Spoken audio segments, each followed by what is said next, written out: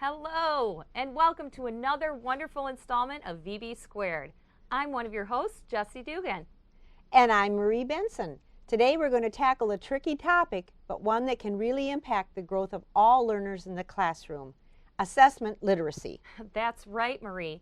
Remember the whole cycle that you see in each edTPA handbook, where it points out the planning, and then instruction, and then assessment, and it leads right back into planning? Well, today we're going to look at how to handle that third portion, assessment, and then how to make thorough and thoughtful decisions about the assessment results. And you know the best part of today's episode? What? Cupcakes. No, Jessie, not cupcakes, although everyone loves a good cupcake. Today we have some extra special guests joining us. So let's get started. Okay, so first, let me recognize that for many teachers, they simply say, well, I know how to make instructional decisions based on assessment results. I got a feeling in my gut. I'm going to go with my instinct and personal experience. Not that there's anything wrong, totally wrong with that. You're right, and it shouldn't be completely ignored, but it cannot be the only way that teachers are making decisions. I think we need to focus on data-driven decision-making, and we should probably think about what is best when making decisions about individuals and whole classrooms.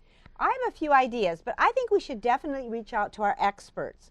First, let's ask Dr. Mark Schroeder what he thinks. Now, where is he? Well, I'm here in the land of Mordor. Some of the orcs wanted me to do some assessment training stuff for their army. Working conditions aren't that great, but the pay is really good, and given the education cuts in the state, I need to get some more income streams flowing. Mark, it's great to see you. Our first question is this: what process would you recommend teachers go through to decide individual interventions? That's a great question, Jessie. Teachers have a ton of data at their fingertips: informal classroom observations, homework, classwork, unit tests, school, district, and state assessments, all being used to keep track of what is really a moving target, namely student abilities. A lot of teachers think of that endless mountain of data much like Mount Doom here, right? Endless, sprawling, a land of evil that can cause you to lose your way, but I'm here to say that it doesn't have to be quite like that. Now, before we get into particulars, I think we need to clarify what we mean by intervention. In this case, it's something that goes outside of your regular teaching. And I say that based on two assumptions. One, that there is a good amount of student variability in the class. And two, that the teacher is already providing some level of differentiated instruction. An intervention can be thought of as something that goes outside of the normal practices to target unusual differences in each student's ability profile. Now, the real questions that teachers have to ask themselves are the who, what, and how questions. Who is demonstrating irregular achievement patterns? What knowledge or skills are at the center of those patterns? And how can we improve on learning for that student? Now, for example, suppose I'm looking at some longitudinal data, and I notice that a particular orc's growth has slowed down in one particular area. Now, this could be pillaging, plundering, destroying, or any other content area. I don't know what they study exactly. I just got here. Note, I am not relying, though, on a single data point or a single test score or a one-time performance. That could be caused by a lot of different things. If, however, I notice that across a variety of assessment sources and over time that an orc seems to be having unusual issues in one area that does not fit their overall developmental achievement profile, I need to figure out exactly what is going on. Now, to do this, I recommend a three-step approach: identify, diagnose, and enhance. Identification involves looking more closely at the data to pinpoint what particular knowledge or skills seem to be the issue. So if I see a dip in, say, general battle performance, I should look to see what specific content seems to be the issue. Because most assessments in our world, the real world that we live in, school, district, state, and even classroom assessments, are separated into subtests according to specific areas and skills, this part should be fairly straightforward. Once I've identified the specific area or areas that are at issue, I need to diagnose where things seem to be going wrong. Assuming that effort and motivation aren't really the main issue, the main question here is whether the issue is really centered on the prerequisite skills that are required for success in the area I'm looking at, basic skills, background knowledge, general reasoning capabilities, and other general strategies, Or is the issue centered in the acquisition of new content, whether it be knowledge, specific skills, or general strategies? Once I break down the identified areas into its part, I can look at the data I have on those parts to figure out which it is. And this drives the last step, enhancement. Now, enhancement refers to both me and the student. Me, in that I am going to enhance my instructional strategies, my connections to prior knowledge and skills, interests, and values based on what I know about that student. And the student is going to enhance their own knowledge, skills, and strategies by approaching the content in a new way.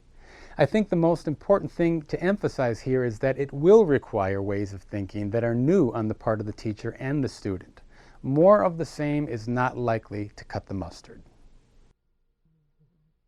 Mark, thanks for those thoughts. That was great. But we have two more questions. How do you know that your interventions are successful? What should teachers avoid?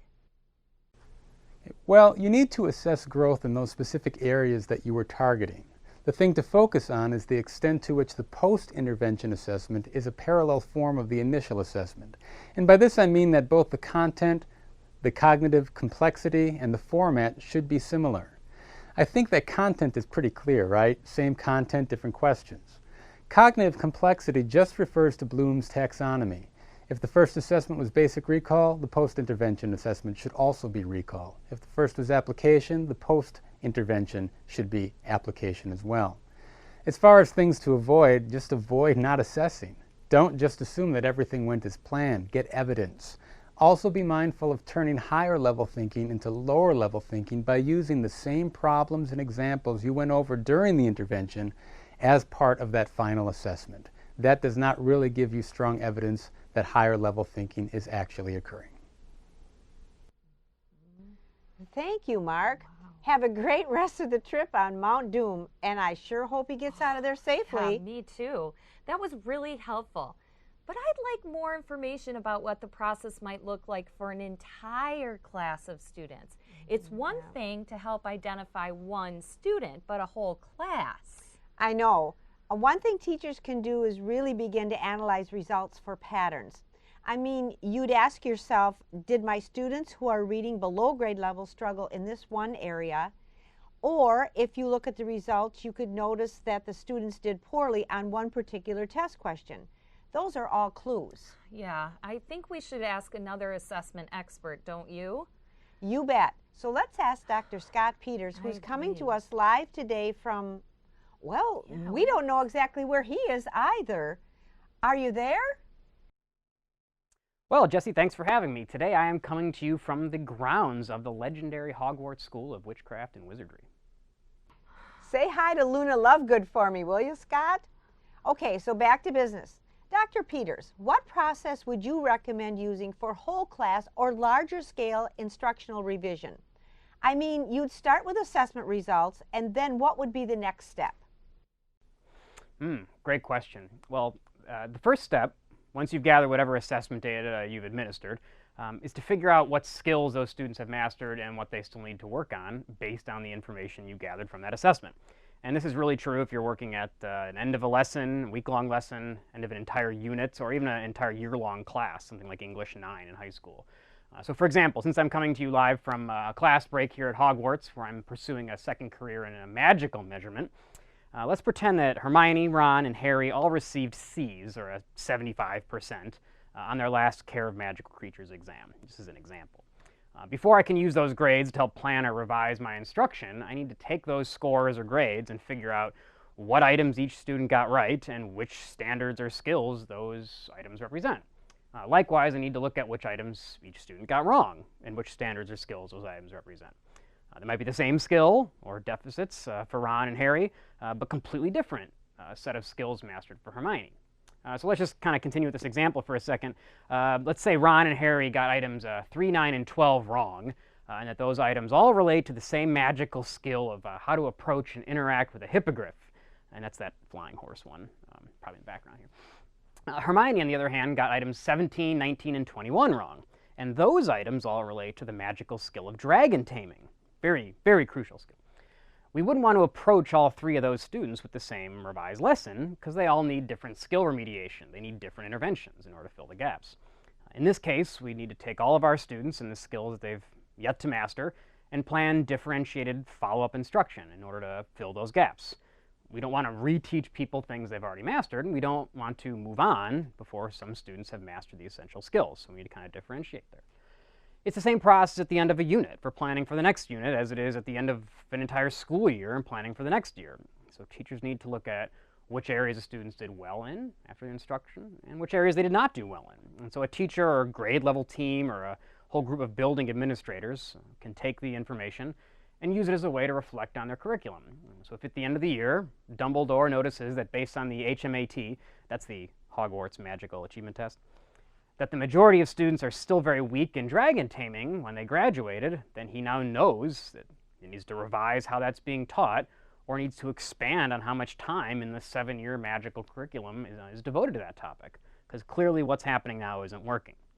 What we're really doing here is taking what we think students should have learned on one hand, based on standards and objectives and our outcomes that we care about, and comparing that to what they actually learned, based on the assessment data on the other hand.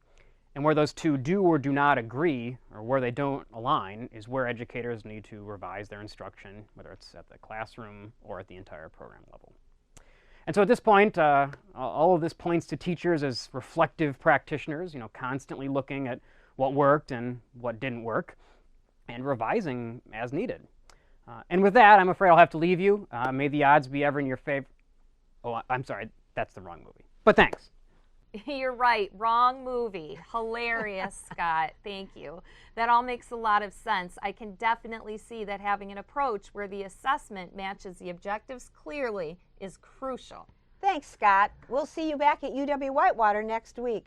Wow, Jessie, that was great. I especially like the way he discussed the importance of being a reflective practitioner. I know. There's a huge reason that they are sought after academics. I still think there are other things that we can share with everyone. Me too. It comes down to asking key questions like, what is the specific objective that was targeted with this assessment? What did I actually measure? What does the data show me? How were students taught these concepts and skills? How are students required to demonstrate mastery of these concepts and skills? And if the students still haven't gotten it, what can I do differently next time? Those are great guiding questions, Jessie. And one thing that can trip up teachers, even on the edTPA, is when they're planning for what to do next. And they just say, well, the students can take more time, or make sure that the students follow directions. Great point, Marie. When you're being reflective about your teaching, you want to look at the teaching itself. How could the entire experience be different? If the first plan wasn't successful, a little tweak in classroom management is probably not going to do the trick. Exactly. And ensuring that students are given appropriate feedback and then opportunities to apply that feedback as they continue in their learning cycle is essential as well. Assessment really is woven throughout the entire instructional process. For more information, we'll include some of our favorite resources in the notes below. We've almost run out of time, Jessie, and I'm hungry. Me too. On that note, thank you for tuning in for our latest episode of VB Squared. Until next time, make sure you put students first.